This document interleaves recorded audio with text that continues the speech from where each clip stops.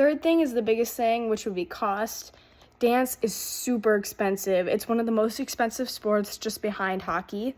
So if your kid does not really care, if they're just in it for fun, keep them in recreational, because when you get to competition, it gets so expensive. And especially when you're starting as a little kid, and if you continue until you graduate, that's like many, many, many years of paying these high costs when maybe you start them a little later and you only pay half of those years, right? Because you have to pay for competition fees, costumes, you have to pay for your classes, any additional classes, you might have to pay for conventions, and that's just if you're on the team. If you end up doing a solo or a duet, then the price goes even higher. So if you're not totally committed and you're not totally sold on the idea of competition dance, it's probably not quite the time to let your young child do it, but it could be a possibility in the future if you realize that they're really, really serious about it.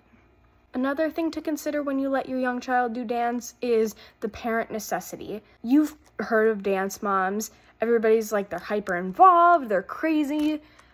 It's because their little kids can't do anything on their own. And that's not the kid's fault, that's not the parent's fault. When you're young, you can't really do your own hair. You can't really do your own makeup. It's hard for you to get your costumes on your own. You're stressed all the time over little things because you're a little kid. So all of this is going to land on the parent. So as a dance parent of a young kid, you're going to have a lot of commitment.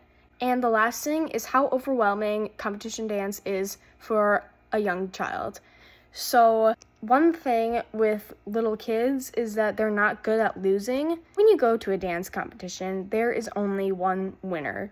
You'll get scored, which is really harsh. Sometimes for someone who's young, getting a bad score is not something they're really used to. Not only is the loss overwhelming, but also just how overwhelming the dance world is in general. This was not to deter you in any way from letting your kids start dance. Of course, everybody is different, but I think in general, you want to consider all these points before deciding to let your kids start dance.